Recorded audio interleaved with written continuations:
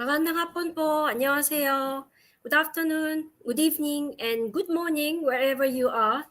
Welcome to today's event, the fourth Philippine Koreanist Congress entitled Transcending the Past, Korean Diaspora Inside and Outside the Peninsula.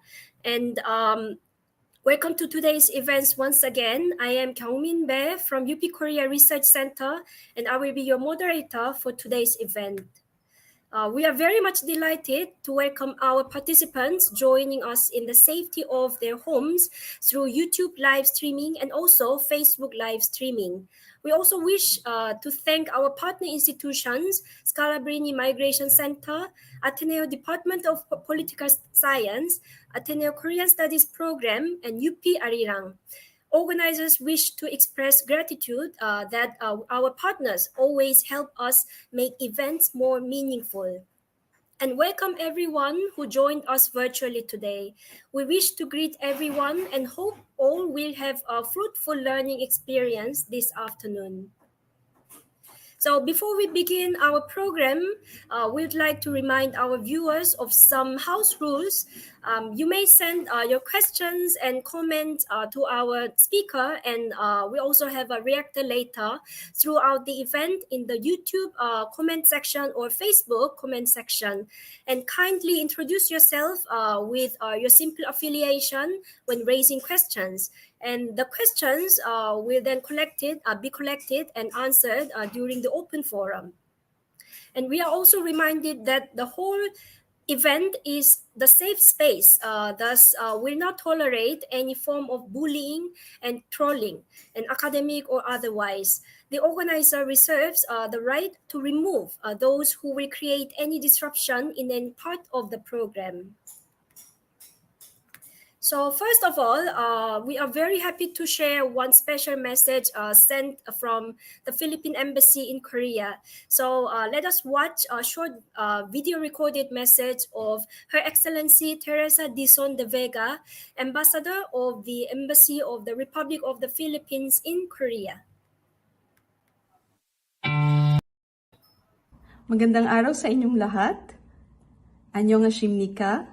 Good day to all the organizers, resource speakers, and participants in the UP Korea Research Center 2022 Philippine Koreanist Congress with the theme Transcending the Past, the Korean Diaspora Inside and Outside the Peninsula.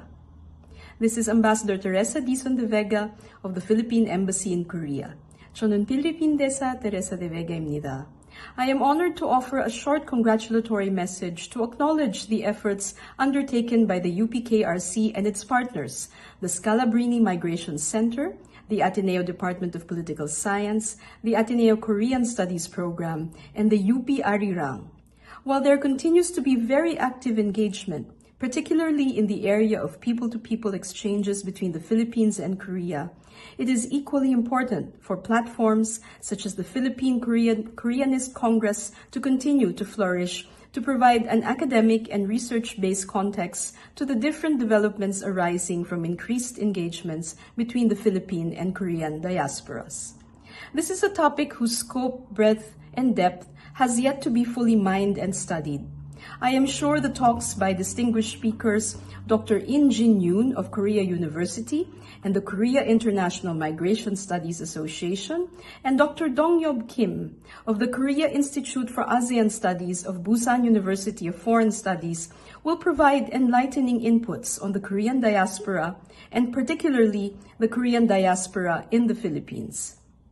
Migration is one of the defining themes and phenomena of the 21st century.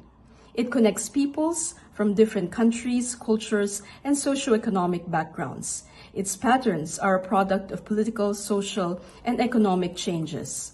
By taking the effort to learn more about and to discuss this phenomena, we can develop a better understanding of what makes us different, what spurs our mobility, and how we can build more inclusive, multicultural communities. The Philippine Embassy hopes this activity will provide much food for thought and a better understanding of the ties between the Philippines and Korea, a relationship anchored on shared historic sacrifices, but also confidently facing the future together. Many thanks once again to the UPKRC Director, Kyung-min Bae, and Professor Jem Javier of the University of the Philippines Linguistics Department for kindly allowing the Philippine Embassy in Korea to take part in this laudable event. Once again, kamsahamnida, thank you, maraming salamat.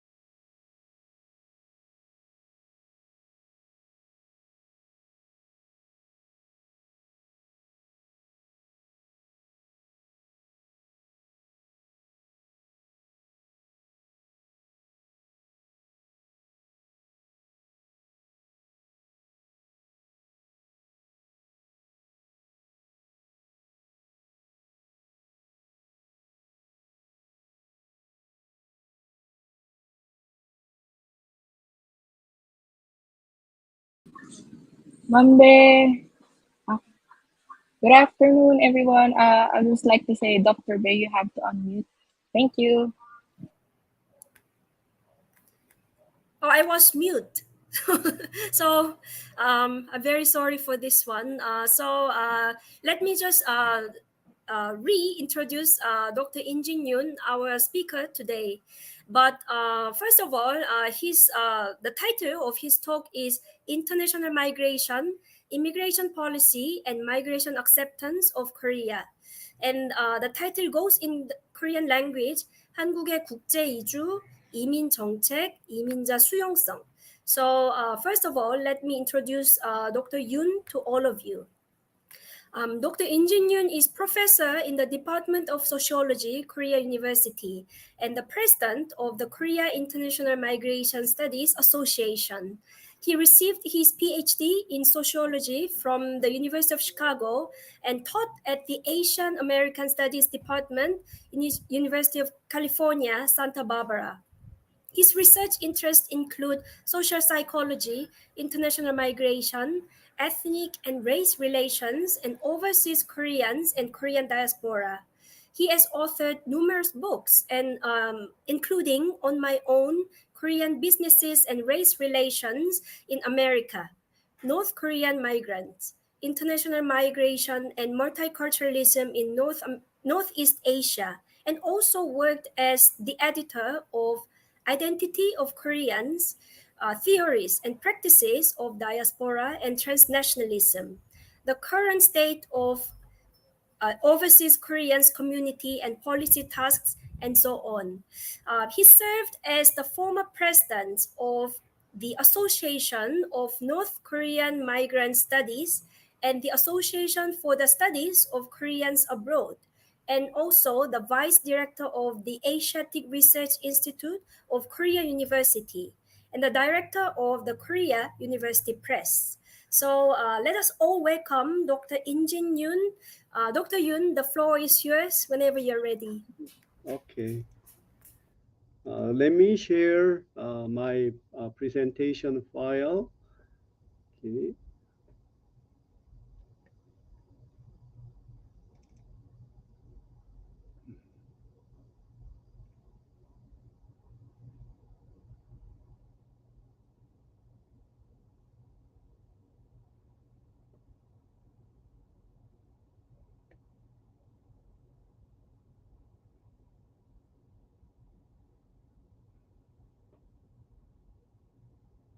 Oh, share the screen. Okay. Okay. Then let me share the screen.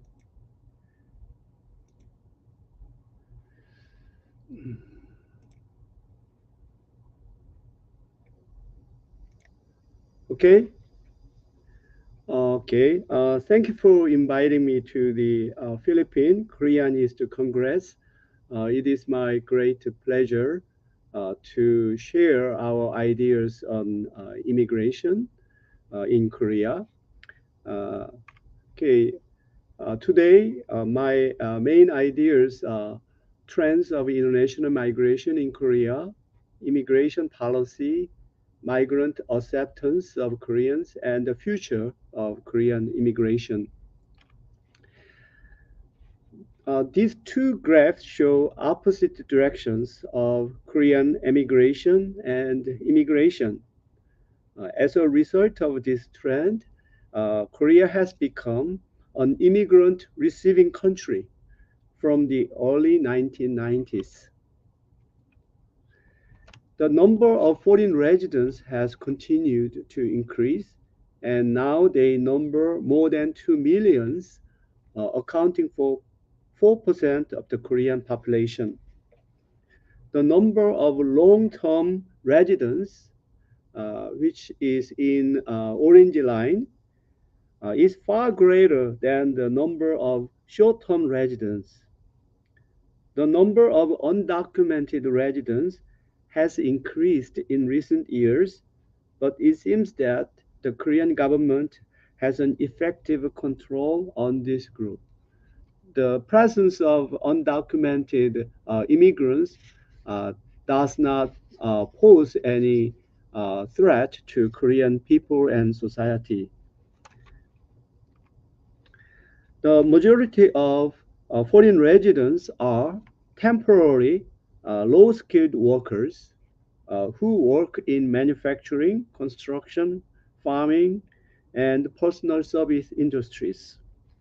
The next largest group is international marriage migrants, who are mostly women from developing countries of Asia.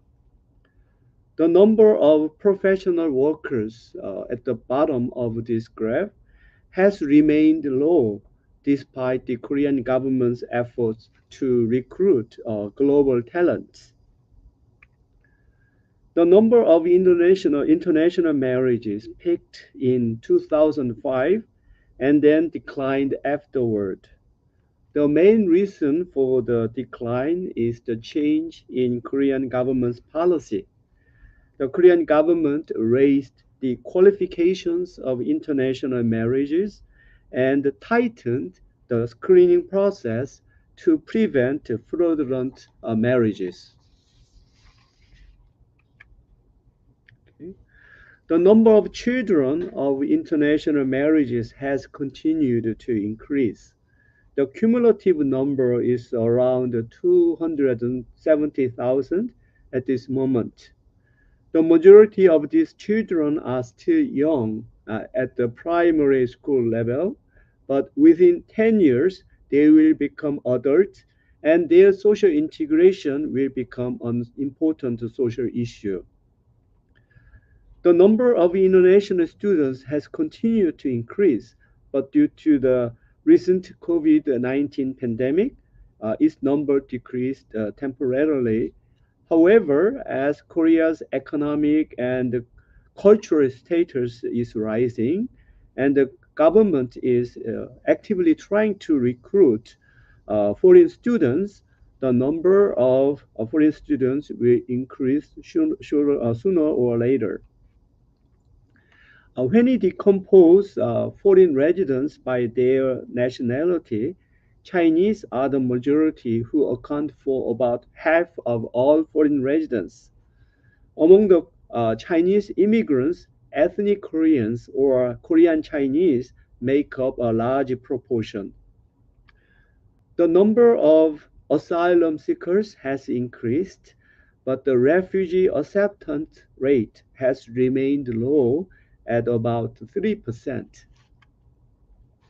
One important change in the status of foreign residents is that since 2015, the number and proportion of permanent residents surpassed the temporary employment migrants. It signals that Korea is now entering the stage of immigration country. So I can summarize the main characteristics of international migration in Korea as follows. First, the number of migrants has grown, but the majority of them are ethnic Koreans. like overseas Koreans from China, the CIS, and the United States. The majority of migrants are short-term and low-skilled workers. The number of undocumented migrants has increased, accounting for 15% of the total migrants, but they are under government control. The number and proportion of permanent residents surpassed temporary migrant workers. The number of refugees and refugee approval rate are very low. Religious minorities such as Muslims are very few and they are invisible. Overall, Korea is currently in the process of transitioning from a mono-ethnic nation to a multi-ethnic immigration nation. So next, I want to explain Korean immigration policy. Okay. The steering organization of the Korean immigration policy is the Foreigner Policy Committee under the Prime Minister. The coordinating organization of this committee is the Ministry of Justice. So in Korea, the Ministry of Justice is mainly responsible for designing and implementing immigration policy. Because immigration policy deals with many issues, different ministries are responsible for different tasks for various migrant groups. For example, for the immigrant settlement support, Ministry of Public Administration is the main department. To attract global talent and support their settlement is the role of the Ministry of Science and Technology and the Ministry of Education. The welfare of immigrants and their children is taken care of by Ministry of Health and Welfare. And the employment and their settlement in Korea is the task of Ministry of Employment and Labor. So different ministries participate in this immigration policy structure. The main organization to handle immigration issue is Korea Immigration Service under the Ministry of Justice. This service has two main tasks of immigration policy and nationality and integration policy. And there are several divisions under each Director General. There has been a growing need for an organization that comprehensively coordinates and integrate immigration policy. The current agency for immigration policy is the Korea Immigration Service, and the current Yoon Suk-yeol government plans to expand and reorganize this organization to Korea Immigration Office. So researchers and government officials now discussing to establish this new agency. And from my perspective, if we have Korea Immigration Office, its main tasks include the following two roles. One is to attract capable immigrants and support their successful settlement. And the second role is to promote social integration of immigrants and the coexistence between natives and immigrants.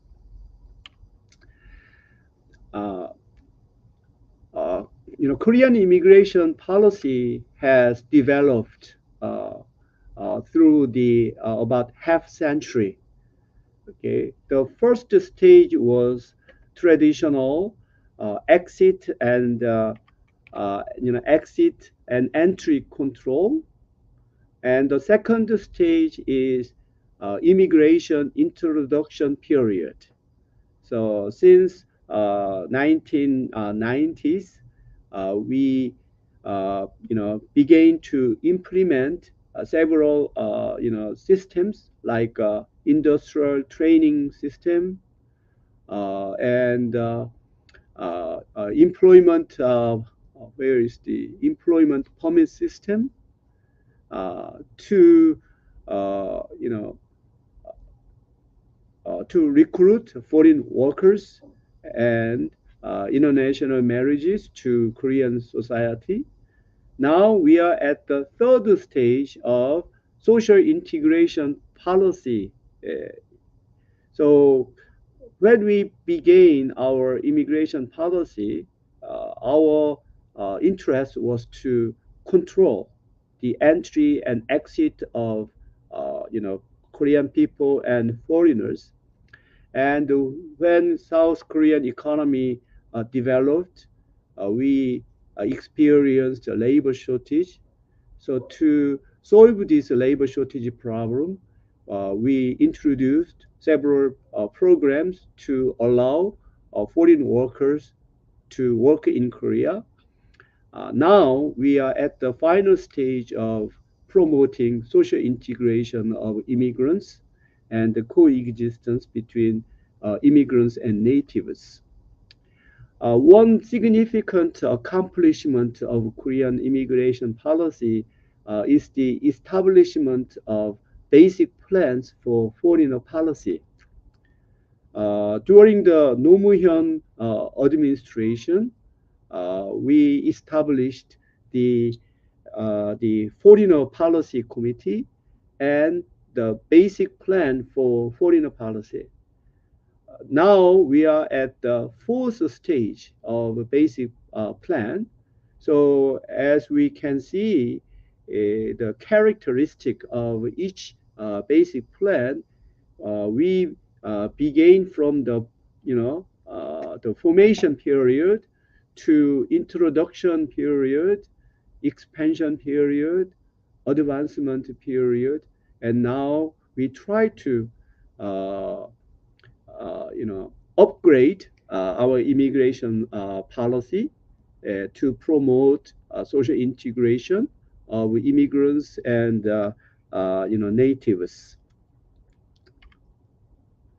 The fourth basic plan for foreigner policy has the following key areas, including border control, immigrant residence status management, attraction of global talent, social integration of immigrants, returning overseas Koreans, human rights and refugees, and reorganization of immigration policy system.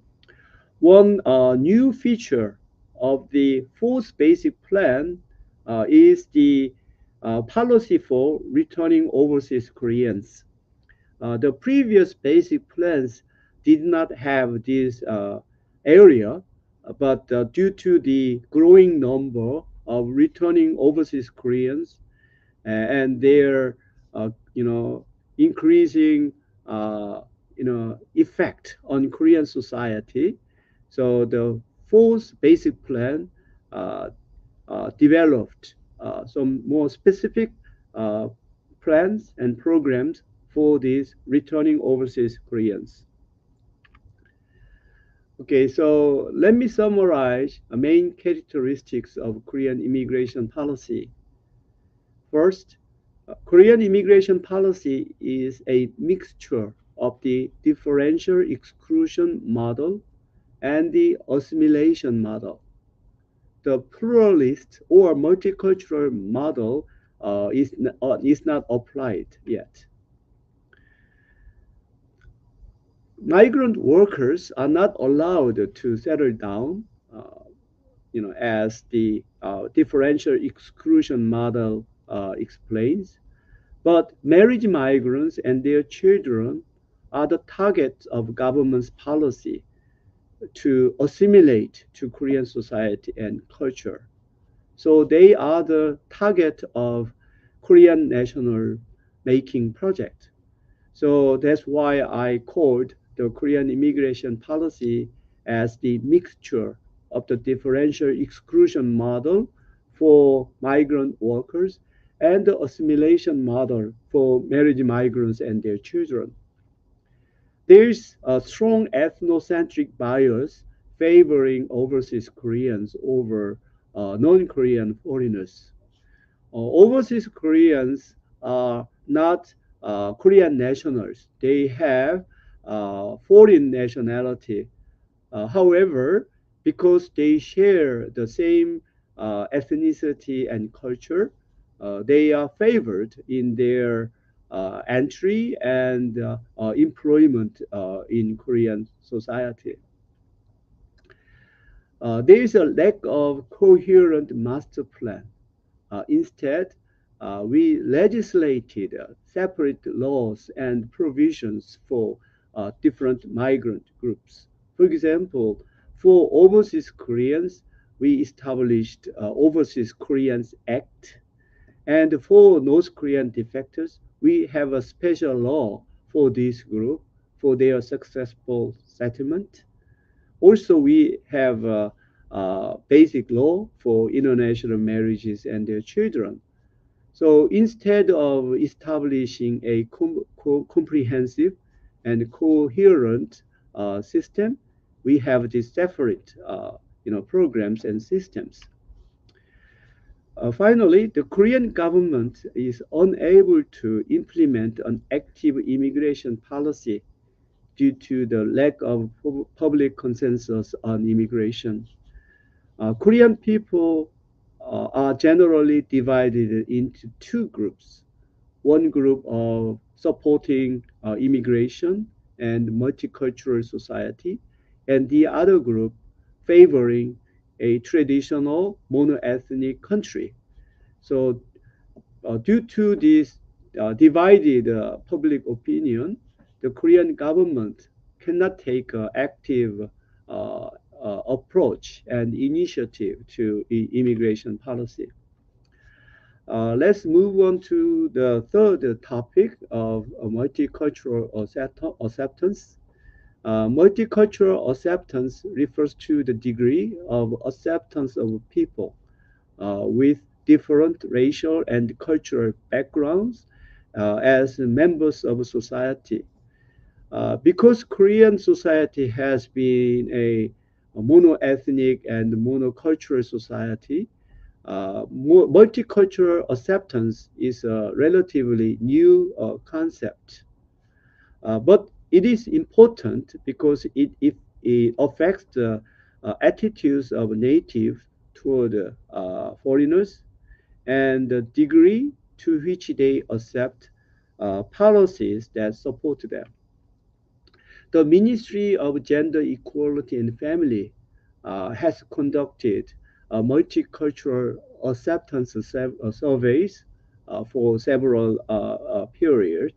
The most recent survey took place in 2018.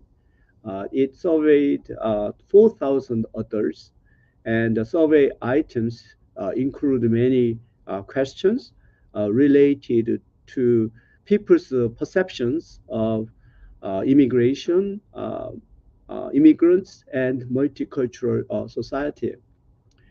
So when we review the changes of people's multicultural acceptance from 2012 to 2018, its score, increased, in 2012 to 2015, but it declined in 2018.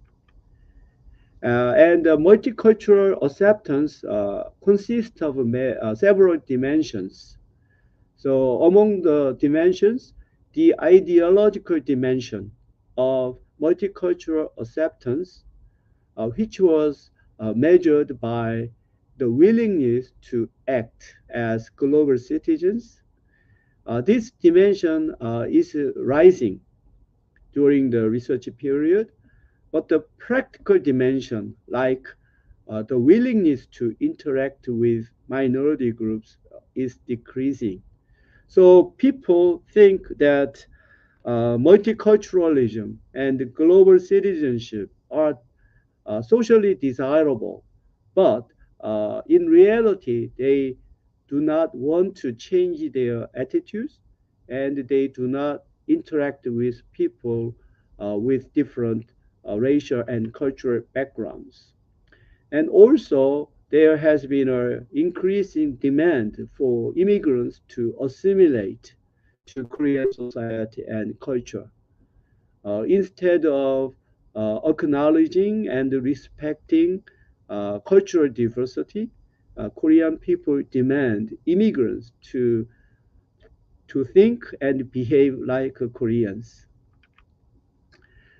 Okay, so let me summarize Koreans' perceptions of minorities. First, in the 1990s, people's attitudes towards migrant workers and marriage migrants were sympathetic, but it changed to uh, apathy or negative attitudes in 2010s, and now we now reach it, the stage of hatred and prejudice in 2020s. Perceptions of foreigners changed from the images of socially disadvantaged people and people who need protection to the images of competitors and criminals who threaten Koreans' jobs and security. The term multicultural is now seen as social stigma. In recent years, we witnessed a birth of young anti-multiculturalists. According to the Weekly Joseon, the percent of people who responded, "I do not trust foreigners," is highest in the 20s. So not just their attitudes towards immigrants and uh, minorities, the young people have become more conservative. So their attitudes toward women and the handicapped people and older people have become more negative. So, you know, in contrast to the young people in the 1980s and 1980s, the young generation in 2020s have become more conservative and less tolerant of minorities. The main reason for these changes, especially among young people, is the economic recession, growing inequality, and the COVID-19 pandemic have fueled anxiety among people and undermined their tolerance for minorities and intensified hatred and discrimination against minorities. Also, in the past, the number and the proportion of migrants in Korea society was small and low. So they were not regarded as threats and competitors of Koreans, but now they account for about 4 or 5% of the total population, and they experience the realistic problems of migrants in Korean society and economy.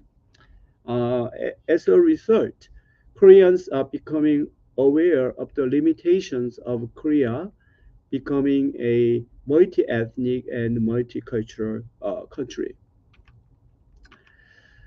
So, I characterize Koreans' perceptions of immigration at this point by these two concepts. One is multicultural lag, and the other is immigration dilemma.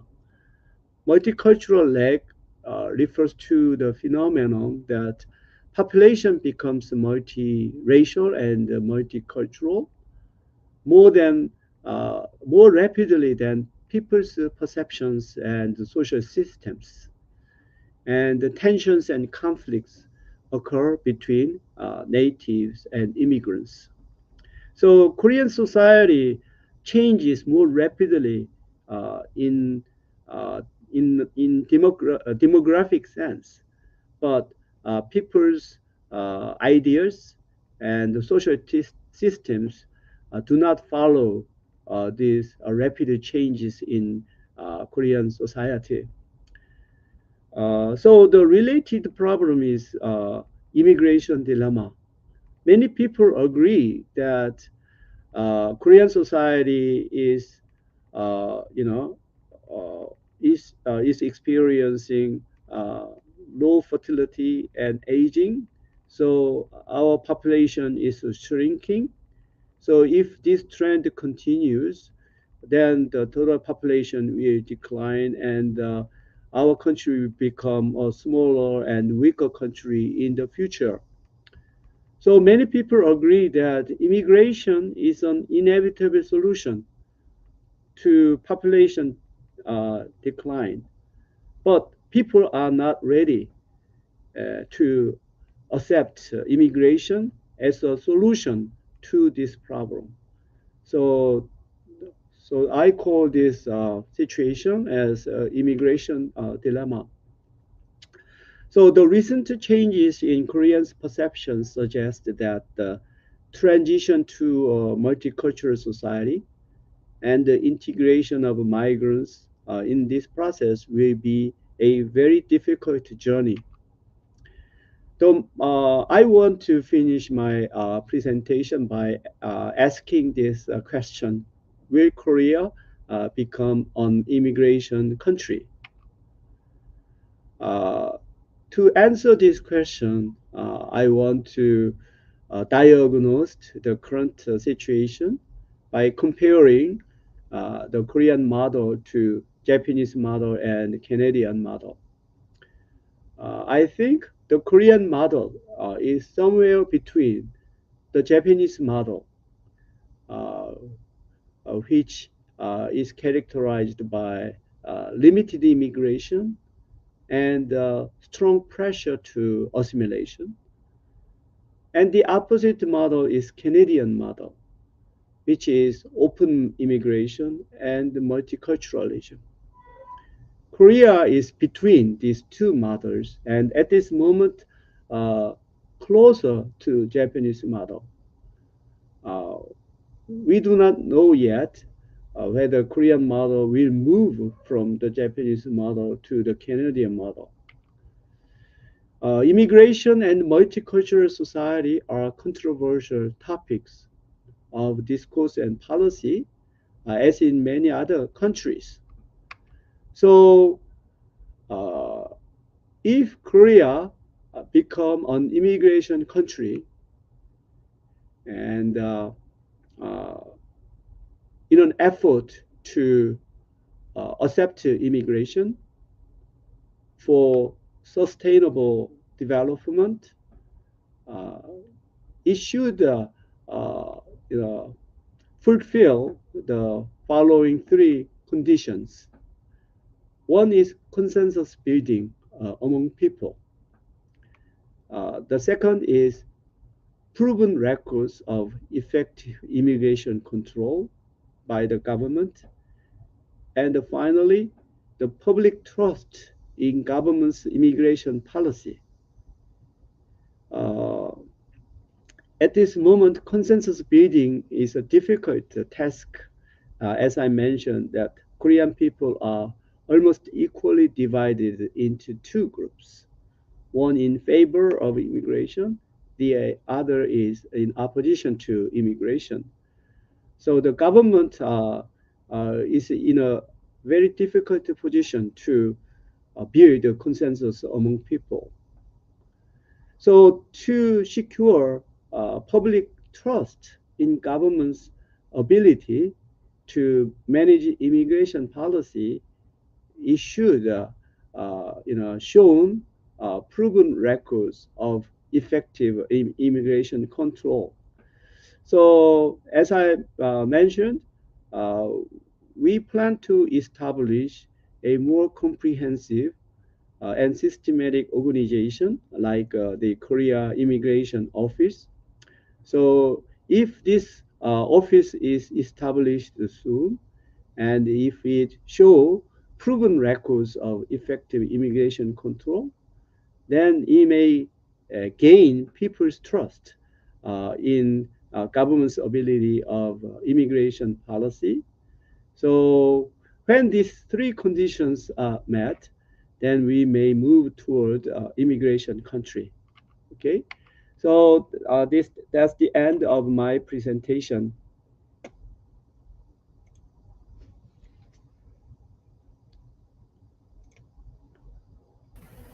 Okay.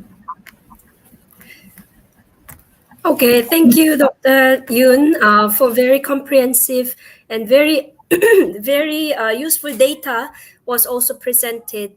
So before we proceed to the open forum, we will have some reaction told by our reactor today. But in the meantime, if you have comments or questions, just feel free to say your words in the comment section on our YouTube channel or our Facebook page. So let us welcome Dr. Maruha Assis of the Scalabrini Migration Center. Dr. Assis is director of the Scalabrini Migration Center and editor of the Asian and Pacific Migration Journal. And she's a sociologist whose major area of interest is the study of migration and social change in the Asian region. So let us welcome Dr. Assis, and you may share your reaction and insights.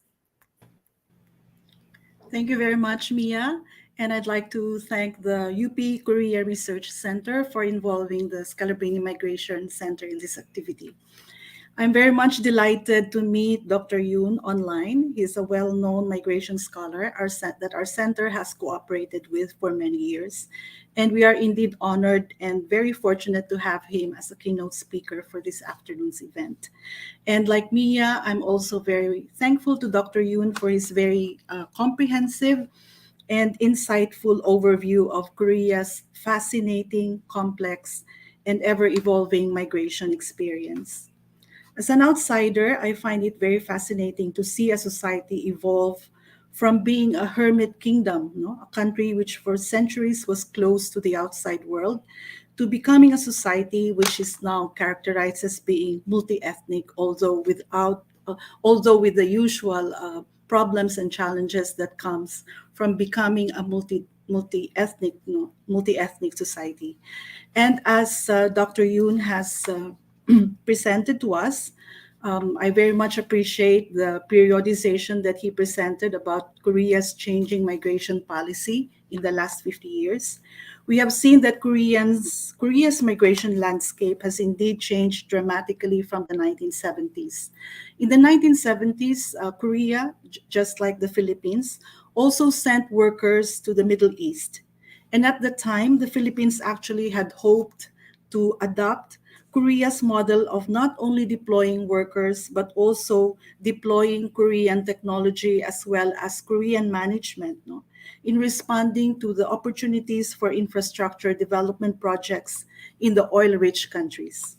So Korea's transition from being an origin country to a destination country is one of the few examples in Asia to have accomplished that kind of transition. And it provides a key lesson for origin countries like the Philippines that the transition from being a country of origin to being a country of destination cannot be possible without development.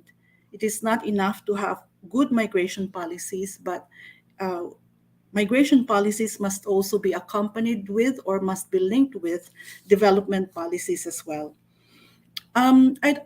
as an outsider, I also see that Korea actually has made very bold moves when it comes to policy making concerning migration.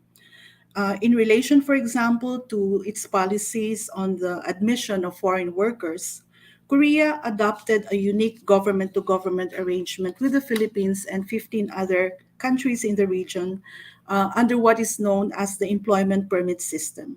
So this was actually mentioned by Dr. Yoon in his presentation, and it is an arrangement that is very unique, no, in the region because it does away with the participation of recruitment agencies, and it is based on the cooperation and agreement between Korea and the different countries of origin on how migrant workers are going to be accepted into Korea as workers.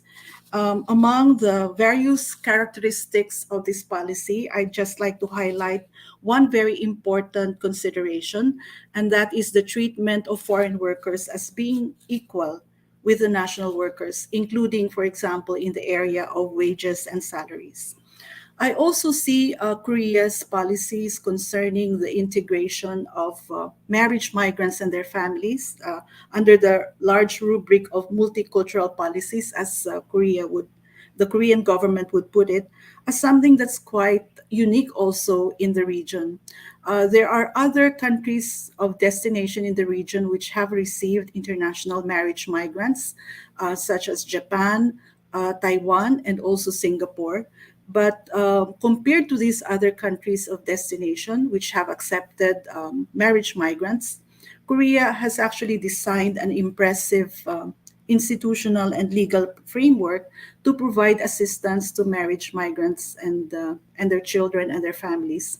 Of course, this also comes with some criticisms as well as various comments, no, in Korea and also from the migration community that what the Korean state has actually defined as multicultural policies are in essence no assimilation policies as discussed also by Dr. Yoon. No? So there are really many things to watch out for in terms of how the policies in Korea would evolve over the years because it is a country that also that experiences different types of migration. As rightly pointed out by Dr. Yoon, they also receive international students. They are also receiving small numbers of asylum seekers and refugees. They are also receiving returning overseas, no Koreans, no. And in fact, if probably Dr. Yoon has some time later to answer some of the questions, perhaps he could also say a few things as to where the overseas returning Koreans are coming from. No? Because at one time, as he had rightly pointed out, Korea was also a country of emigration. But at the same time, even as Korea continues to receive international migrants, and it actually is a very attractive destination country for many migrant workers in the Asian region. Korea also continues actually to be an origin country of sorts because many Koreans are also opting to migrate, but of course under very different conditions. If in the past, as a country of emigration, many Koreans also left the country to find better opportunities outside of Korea. At the moment, as a developed country, many Koreans are also opting to migrate to other places for various reasons. It's interesting to note that Korea is also a major source country of international students. No? So it's really a simultaneity of different things. No? On the one hand, Korea wants to attract international students, but Koreans themselves are also opting or wanting to experience getting an educational degree outside of their own countries. And it's also becoming one thing that has also, I think, been noted in Korea is that Koreans are also opting to move to other countries, but mostly based on lifestyle decisions, like wanting to experience life in a country that they perceive as less stressful, no, compared to Korea. Um, What is also very notable, no, for us in the migration community is that Korea, as a destination country and as a country that has experienced different types of migration, it's very notable and very commendable that the Korean government also puts a lot of premium on research and the collection of migration data. I think among the various destination countries in the region, Korea is relatively open when it comes to sharing the various surveys that they have conducted over the years.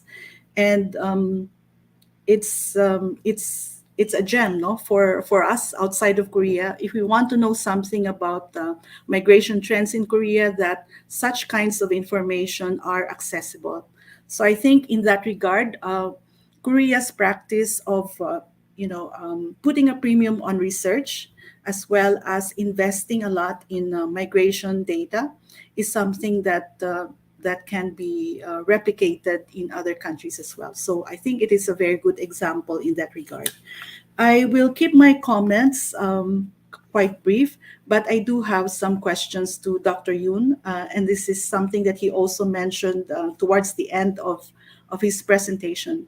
It's very fascinating to find out that the situation in Korea now, especially when it comes to the public acceptance, no, of immigration, is at a very critical moment. No, as he mentioned, about half of the Korean population uh, is in favor of immigration, but then the other half is not quite keen about migration.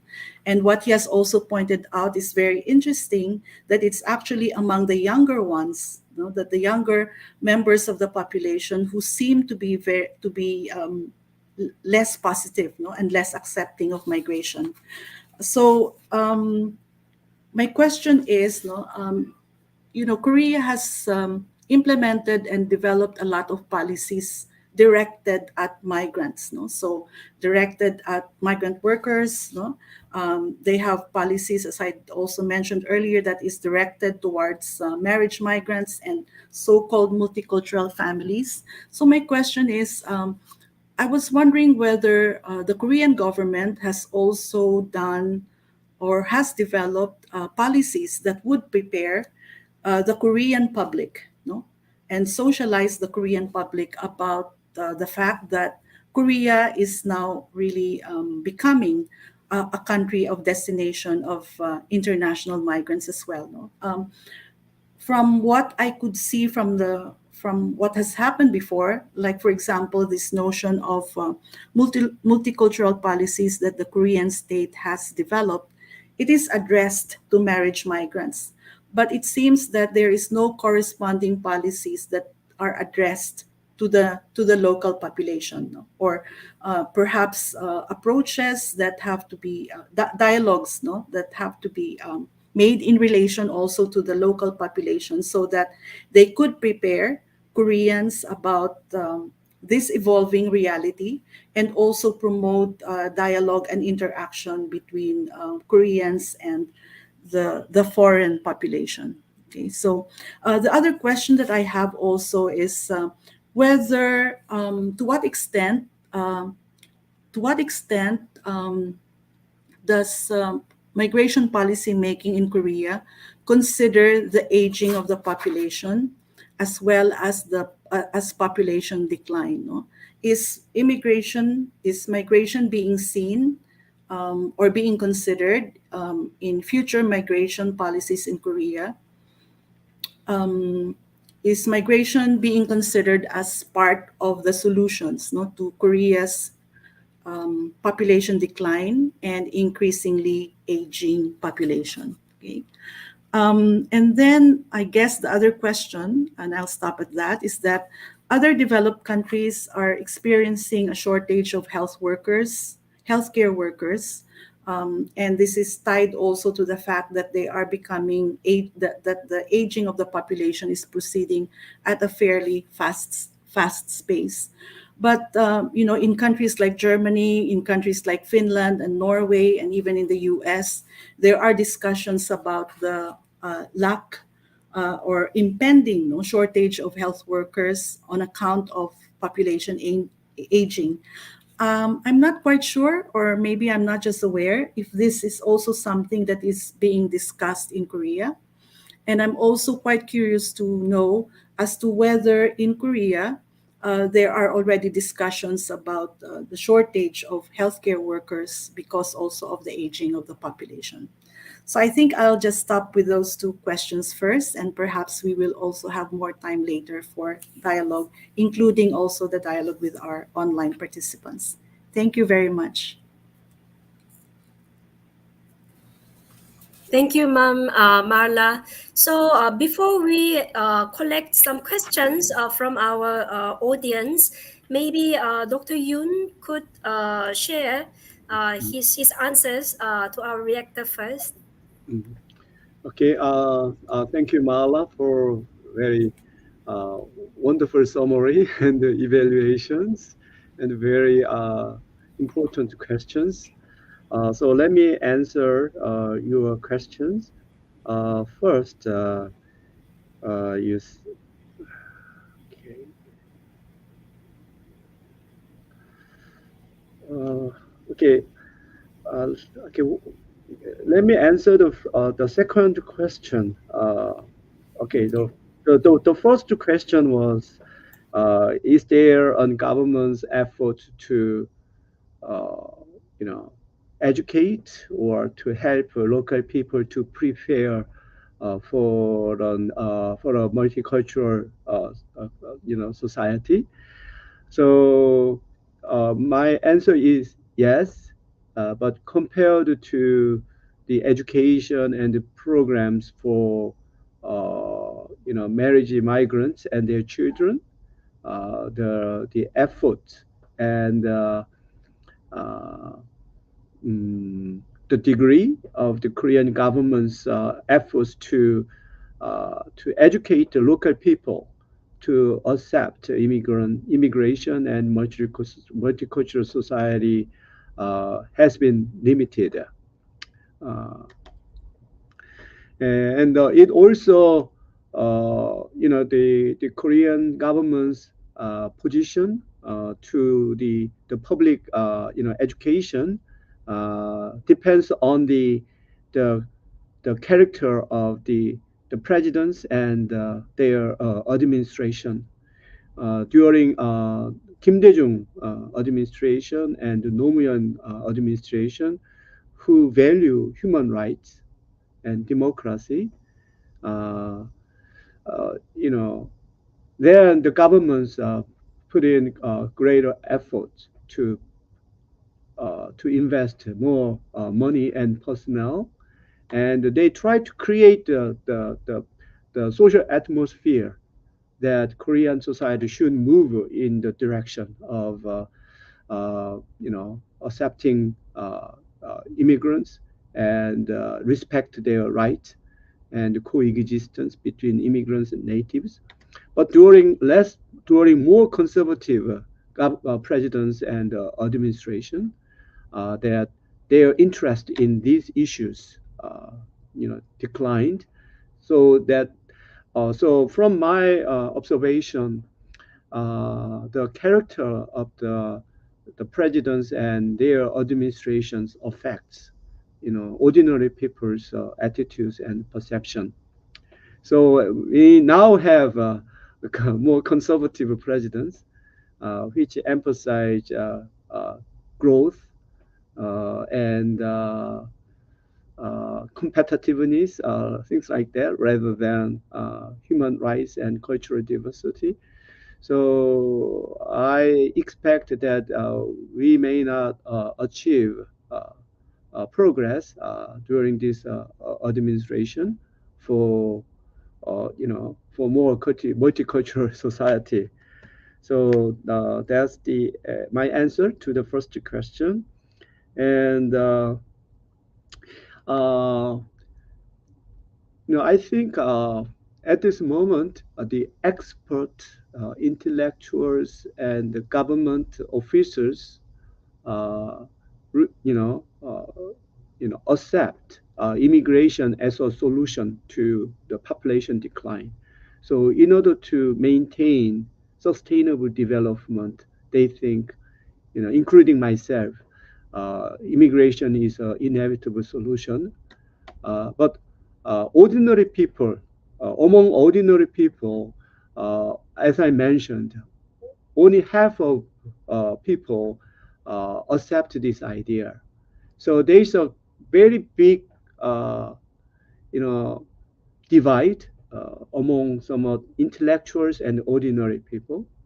But the government cannot ignore, the voters' opinions.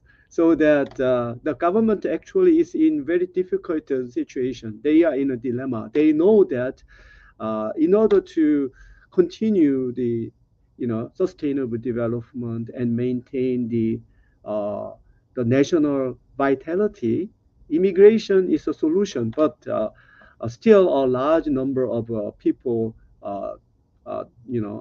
take this side. So they cannot, implement active immigration policy.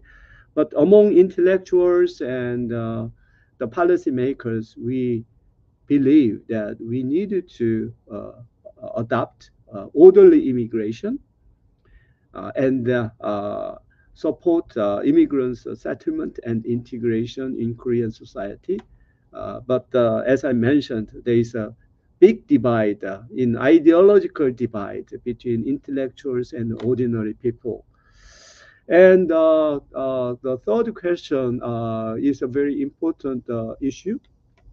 And Korea and Japan are in a somewhat different situation than Western advanced countries. They have used, ethnic, compatriots as a foreign labor. When Germany or Singapore and Hong Kong or Taiwan, have to accept foreign healthcare workers to meet the shortage in this industry, Korea and Japan admitted returning ethnic migrants as healthcare workers. For example, in Korean society, domestic or local Korean women, actually in the healthcare industry, healthcare workers are mainly women. And so at this moment, about 60 or 70% of healthcare workers are local middle-aged women. And about 30% maybe the Korean Chinese healthcare workers. So as I said, the Korean government favor and prefer ethnic compatriots to non-Korean nationals. So Korean Chinese have privilege to enter this healthcare industry. So local middle-aged women and Korean Chinese women, you know, uh, supply their labor to this expanding healthcare industry. But I expect that this supply side of Korean nationals and Korean Chinese cannot meet the growing demand for healthcare workers. So inevitably, sooner or later, the Korean government should admit foreign healthcare workers. So I think that the Korean government is now preparing for that, the plan. So maybe uh, 10 years later, we will see foreign healthcare workers in Korea. Mhm. Okay, if Dr. Mala also has other insights or other inputs you may additionally share, you can also share later on. So the session is now open for questions and comments. Our audience can still send through the YouTube or Facebook live chat box or comment section. So let me read the first question from our audience. Okay, so the first question is from Celsius. Hi, how do Koreans view persons of concern, POCs, like refugees and stateless persons? How does the ROK government ensure that these POCs are not discriminated further, considering the stigma? Mm. As I mentioned, Korea has a very poor record of refugee approval. So only 3% of the asylum seekers receive their refugee status. And also the general public has very negative and less tolerant attitudes toward refugees. In recent years, we have several events where people expressed their fear and disapproval of refugees, especially refugees from Islamic countries. So, although Korea has adopted the Refugee Act for the first time in Asia, but the Korean government has not shown, outstanding record. Also, as I mentioned, the government cannot carry out this refugee policy because of very negative and less tolerant attitudes toward the refugees. So I think the current situation will continue for a moment, despite the the the criticism against the Korean government. But it's very difficult to implement the active and proactive refugee policy as we wish. Okay, so that's my answer to this question. Okay, so let's move on to the second question first. So the question is from Danilo. How may we partner with your agencies and organizations towards ensuring kids' safety in television and social media? Perhaps Danilo's question is in relation to the the how migration or migrants are reflected on the media, the mainstream media or social media. Mm, yeah, in the past there were some several occasions and events where some immigrants and minorities were very negatively portrayed in mass media, especially Korean Chinese. You Korean Chinese are the majority of foreign residents in Korea. They are also concentrated in several areas of Seoul metropolitan area. Uh, and there were several movies, which portrayed Korean Chinese as organized criminals. So those movies heightened the fear of crime among the general public. So although very few people have chances to interact with these people or visit their concentrated areas, but the media, heightened the fear of crime among the people and prejudice against these people.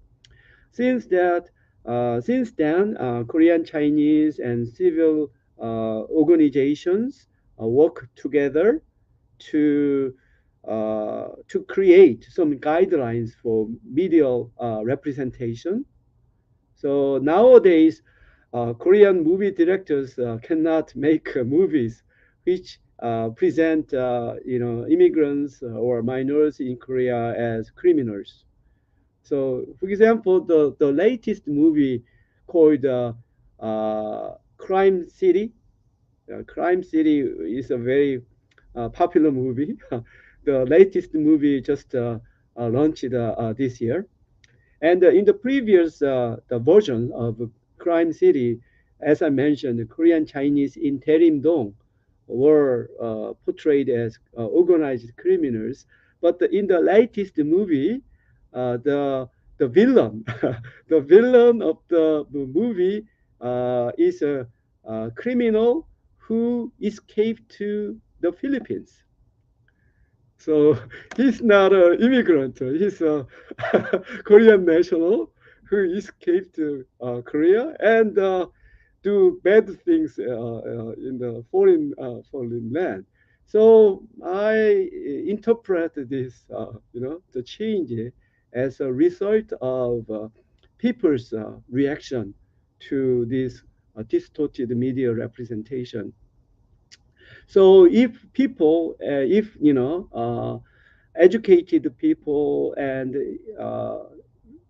researchers and media, uh, you know, uh, you know, keep attention to this issue and realize the importance of media representation, then if we continue this trend, I think we may reduce the risks of this victimization. Mm.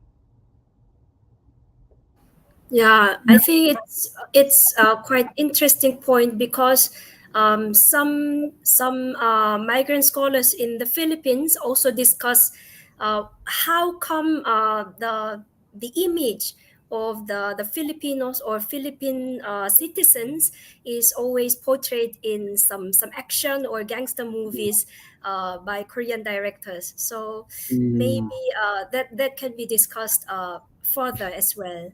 mm, Ma'am Marla, you have any additional comments? mm, Yeah, I remember actually the webinar that we had in December about media representations. And Dr. Yun, we had a webinar in December mm, where the topic was on media representations of mm, Filipinos, no? In mm, media as well as in films. And actually, there was quite some discussion about some Filipinos in Korea who are becoming mm, part of Korean cinema. You know, they play mm, roles in mm, Korean cinema, and mm, we thought that that was an interesting development because mm, somehow, mm, in Korean films, there's to some degree there's some recognition that it's not only Koreans who are populating mm, Korea, but that migrants are already part of the social landscape as well, and so they have roles to play. Um, mm, in various films and cultural mm, products that are mm, being produced in Korea. And mm, perhaps this, as you also mentioned, this could also be an avenue of mm, making bridges and mm, fostering dialogues and between Koreans and the various migrant populations in Korea. mm, I really mm, found it very interesting. mm, The data that you have shown us that at this mm, point in time, no, in Korea, mm, uh, among the foreign population, there is a greater proportion of permanent residents mm, compared to mm, temporary migrants. No? So, mm, as an mm, outsider, I would consider mm, this as some mm, kind of an indication that mm, indeed, mm, Korea is becoming a settlement country uh, mm, because there's already a sizable population of the foreign population who have become mm, permanent residents. mm, Um, I guess mostly due to marriage migration, due to international marriage.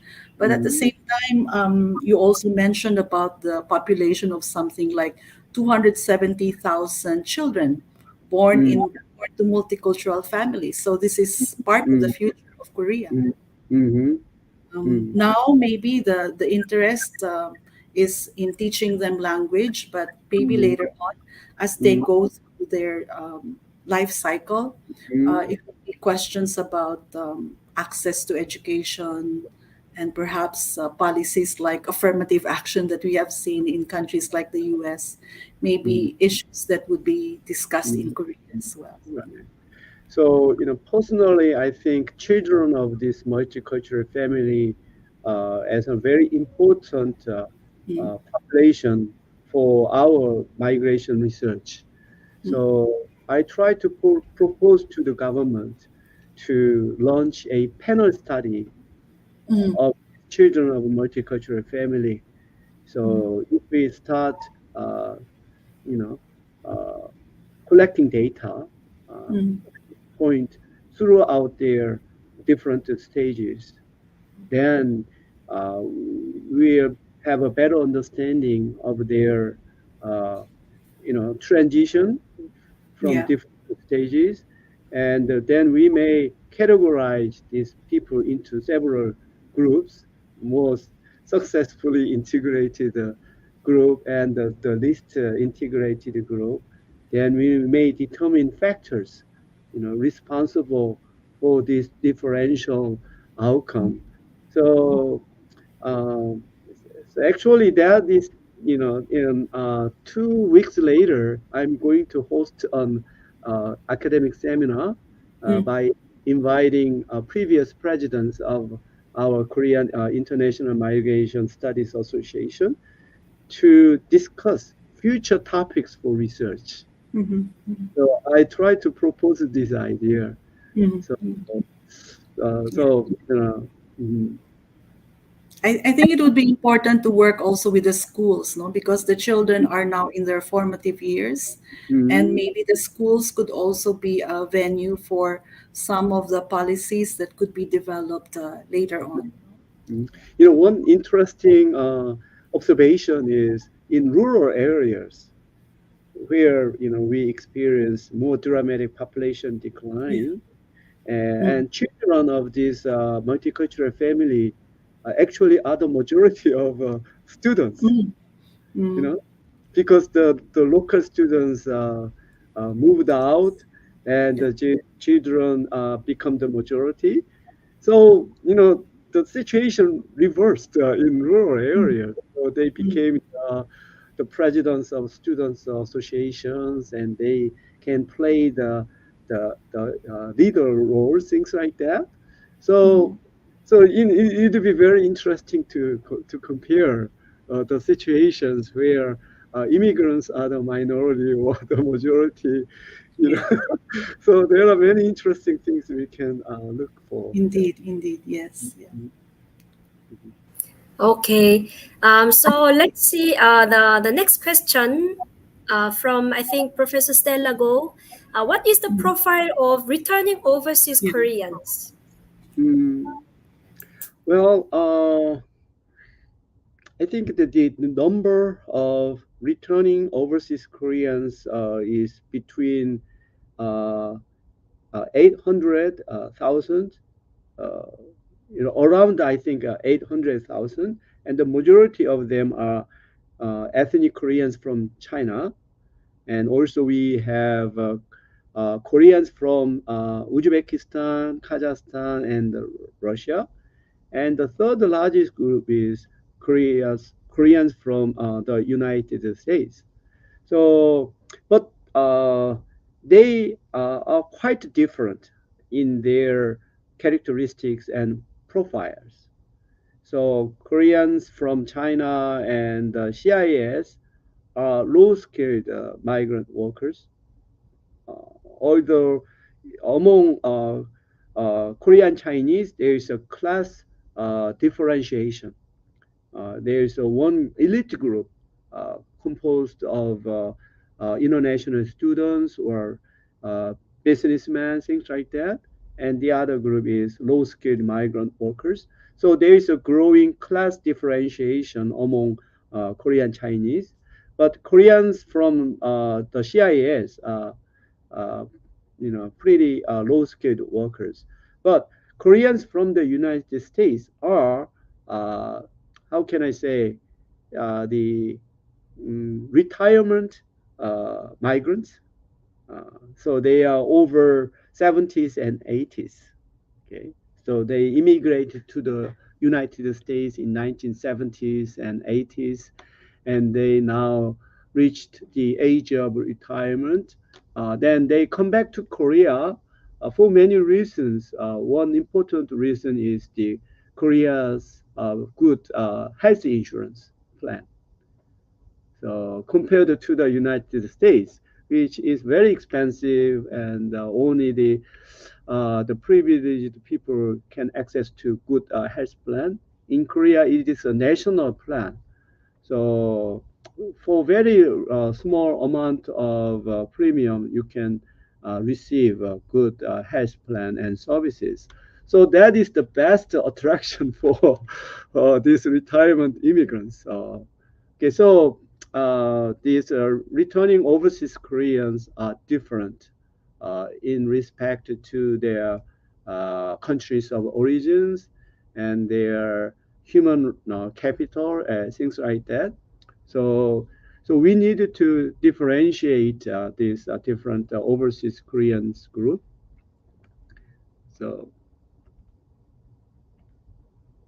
Okay, I think that's also quite relevant for the Philippine case because mm, there are quite a lot of Koreans who also mm, retire in the Philippines, one of the Southeast Asian countries. And mm, actually, the Philippine Retirement Authority is very much pushing to get more Korean retirees mm, in the Philippines. But like mm, Dr. Yoon just mentioned, it's very mm, interesting how the Korean ethnic Koreans are mm, returning to Korea to mm, avail mm, advanced medical insurance and all the services, mm, while other Koreans are coming to mm, the Philippines. Yeah. mm, mm, We have one follow-up question from mm, Celsius. mm, He's asking what particularly shaped the negative perceptions of youth towards foreigners, and where are these rooted from? Is it from education, like representations in textbooks and such, or media, or historical memory? I think we discussed the media related issues. So perhaps Dr. Yoon can mention if there are any other sources like education or any other sources that mm. form these negative perceptions. Yeah, actually, this is the topic uh, you know, I, you know, think very important, and I recent days I think about it very intensively. Uh, for example, in our family, I think I may be the most liberal person. My children, who got married this year, and the other is now at a graduate student. Uh, so during the last presidential election, we were divided. I chose the more liberal and progressive candidate, whereas my children chose, the candidate I think not suitable for the future of Korea. So my children are not exceptional case. I can see the same uh, characteristics among the young people in 20, especially in the 20s and 30s. So compared to the 20s in the 1980s and 1990s, the same generation in the contemporary period uh, are more conservative and intolerant of minorities and more negative toward social issues. Then what are other reasons for these different ideas and ideology? I think the main reason is uh, scarcity of social resources. Scarcity of social resources. In the 1960s up to 1990s, uh, Korea has achieved rapid economic uh, uh, development. So everyone has chance to move upward, even if their parents were less educated and low-class people.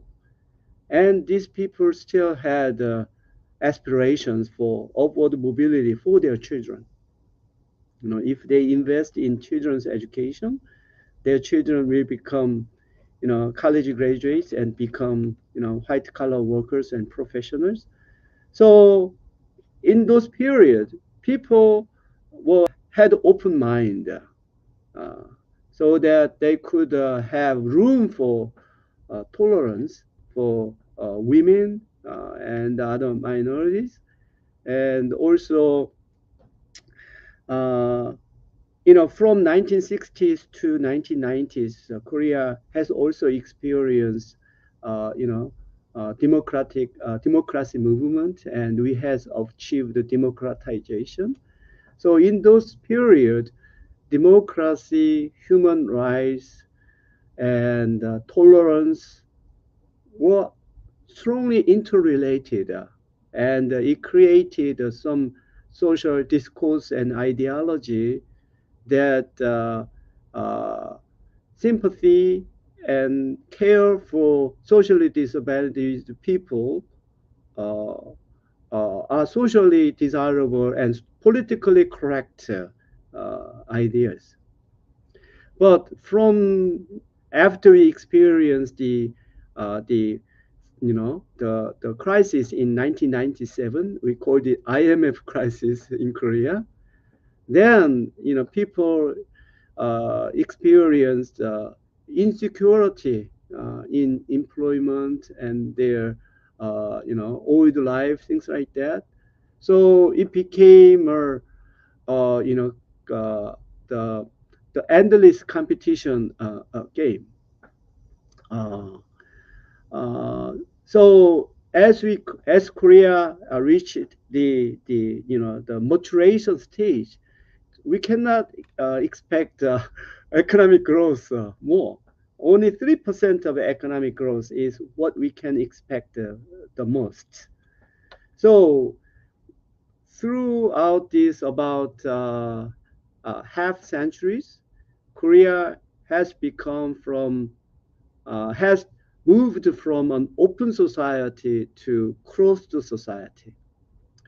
So young people experience this shortage of opportunities. These college graduate young people actually work harder than us in the 1980s. But even if they study hard and invest in their human development, after graduation cannot expect employment. So if because they cannot get jobs, they can't marry and buy homes and establish a family. So in this situation, it has become very difficult for young people to care for less, advantaged people and for minorities. So I think this the change of the social and economic situation is the main reason to make young people uh, more conservative and less tolerant. So now so uh, now they call this what the Korean government spent for the multicultural families or their children as waste, and they demand for care and invest for Korean people. Uh, it's like a reverse. They call it reverse discrimination because the Korean government care for migrants and North Korean migrants and refugees. Then they do not have money for the local people. So, uh, so when they talk about justice, the concept of justice is quite different. So in the 1980s and 1990s, justice was for the socially disadvantaged and minorities. So we needed to, uh, you know, spare more for these people to achieve equality and justice. But nowadays, these young people think that they are the disadvantaged people. Uh, so actually, this thing is happening. So I'm now uh, thinking very hard. How can we re-establish the concept of justice in this quite different period? So that is my the task. So in order to uh, in order to uh, explain even to the young generation. So so I think we are now in a situation that we needed to re-establish the conception of justice and fairness. But in the past, it was for the minorities and women. But now even men and young people feel that they are in danger. So in this situation, what would be fair and just? Okay, so that is much bigger, or uh, the picture of the the question she raised. Yeah. Mia, may I follow up? Yes, Mm, please. Yes, yeah. Yeah, that's a very interesting point, Dr. Yuno, because of course now the educational attainment of Koreans is very high, and of course the expectations also of entering the labor market is that they have a certain level of expectations as to what kinds of jobs they'd like to have, given their human capital. And I guess maybe that's also one of the things that can be discussed in the larger society and the role that migrants play. Because, in a sense, migrants are not really the competitors. mm, The migrant workers in Korea are working in very specific sectors, mm, which the local Koreans actually would shun. I mean, they would not like to go into factory work, mm, if they mm, have a university education. And so it's indeed a very complex problem because indeed on the one hand, young people are really feeling very disenfranchised, in their own society since mm, um, they cannot expect to have maybe good jobs, mm, unlike maybe the generation of their parents who can have a good job and who can probably plan for their future because the jobs that they would acquire are those that are going to be lifetime employment, no, mm, but not in their case, no. So I guess this is also one of the maybe possible talking points that mm, in a way migrants are not the competitors, no, mm, because they do occupy they actually work at jobs that are not mm, wanted by the local workers. And perhaps if we have time, I was just wondering whether the COVID-19 pandemic has also maybe if it has led to some kind of an appreciation about the roles that migrants play in Korea, because in other countries, there's the notion of migrants contributing to the economy, mm, because of being essential workers. And so, in mm, a way, in some countries, that has, um, I guess, fostered some positive attitudes towards migrants and migration. And mm, I'm wondering how it was, in the case of mm, Korea during the height of the pandemic. mm. Thank you. Well, I think it has uh, double images. One hand, uh, during the COVID-19 pandemic, there was a heightened fear of infection, especially from people from abroad, because the COVID-19 is known to originate from China. So especially Korean Chinese or Han Chinese in Korea were the target of prejudice and discrimination.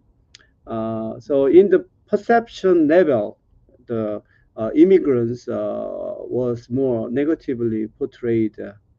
But in the other hand, during the COVID-19, migrant workers could not enter Korea.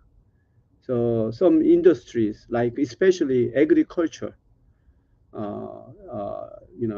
was very negatively affected because agriculture is a seasonal, economy. So we need, workers at certain period of time, right? But we cannot, if we do not have enough workers, that they cannot, harvest the crops and things like that. So the Koreans realized the importance of, foreign workers in certain industries like agriculture. And also, the COVID-19 pandemic created unintended consequence in changing Koreans' perceptions about social membership. During the early stage of the pandemic, uh, you know, migrants, not including permanent residents, temporary migrants were excluded from the government subsidy and uh, support, like emergency, support money or medical supplies. So these foreigners were excluded in the beginning, but there was some controversy and hot debate for this the inclusion of migrants into this government support program.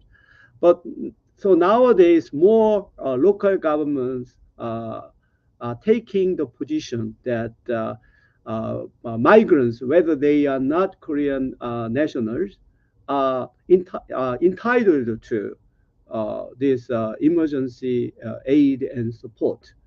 So actually, the debates during the pandemic crisis, uh, resulting in expanding Koreans' perceptions of social membership. So, regardless of their nationality, if they are members of local community, then they are entitled to rights and services as local members. So, Yeah. Perhaps we can answer the last question. So, last question is from Grace. In the US, it was only recent that a mixed race American, such as Barack Obama, became president of the US. Do you think a similar situation can happen in Korea for its mixed race youth? Or is the current sentiment still conservative and maybe only time will tell in the future? mm, uh,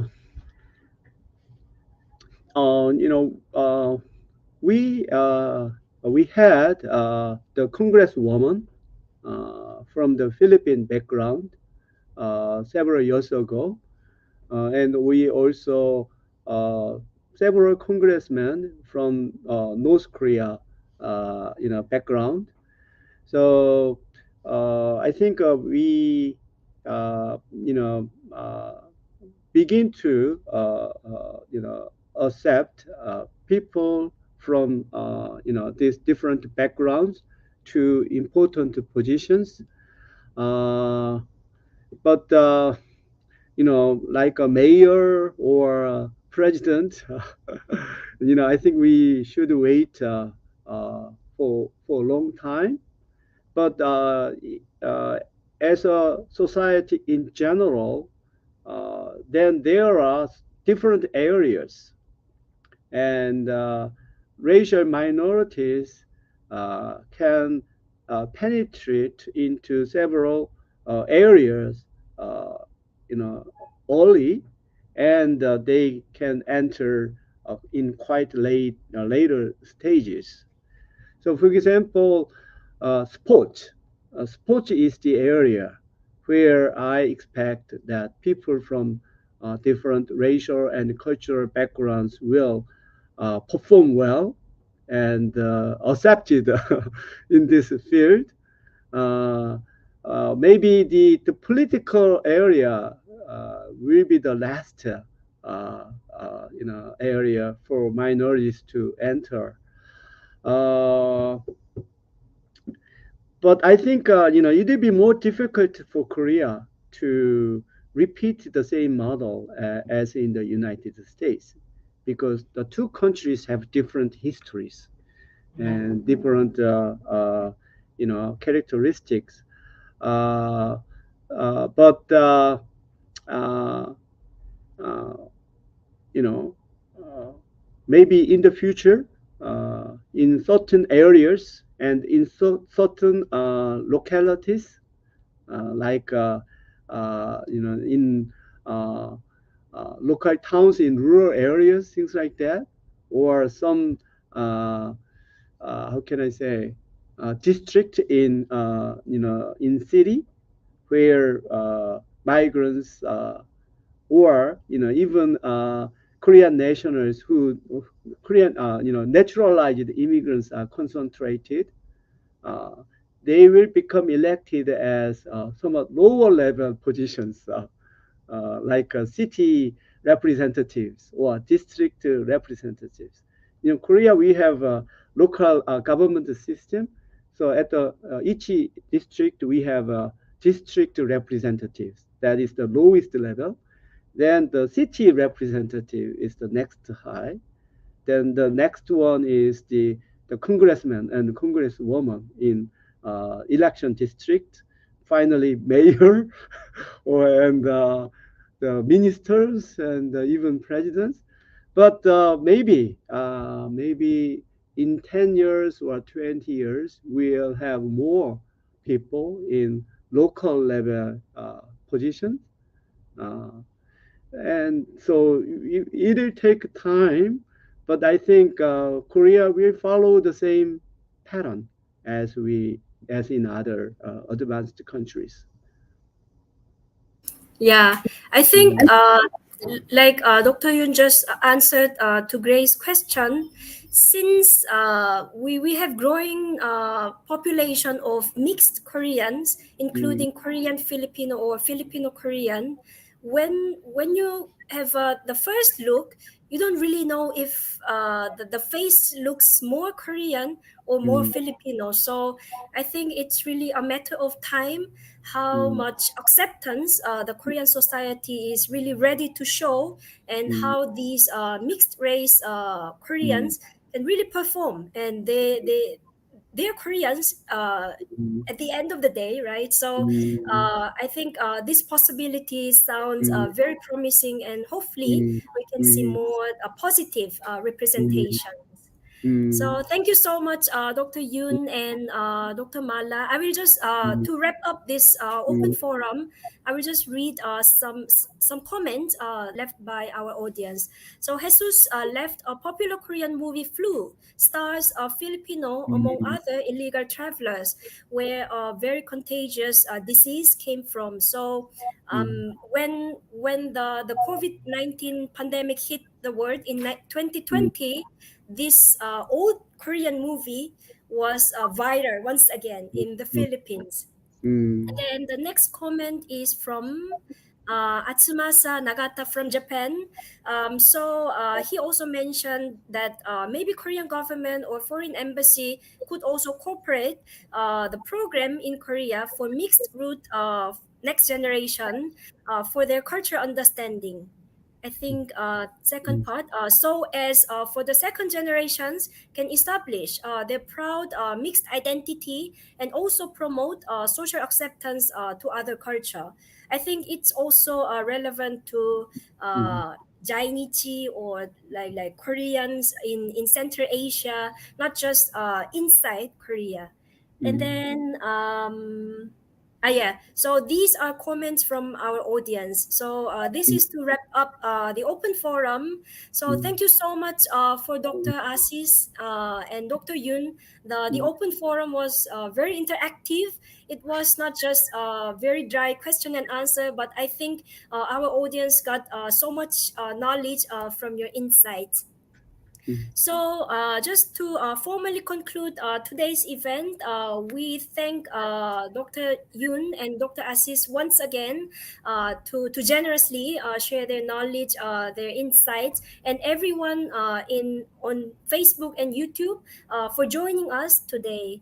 So lastly, we will also show the poster of next week's event. So next week, we also have the second session of the fourth Philippine Koreanist Congress, and in the overarching theme, the title is the Korean migrants in the Philippines, and Dr. Dong-Yap Kim of Busan University of Foreign Studies will tackle the history and identity of Korean migrants in the Philippines. So if any of you are interested in knowing more about UPKRC's events and activities, please visit our Facebook page or YouTube channel, and you can also visit our website. So we hope to see everyone again in next Friday and also in our future events. So thank you so much and have a safe and happy weekend. 감사합니다. Maraming salamat po. Okay, bye. Salamat po. Okay, okay, bye.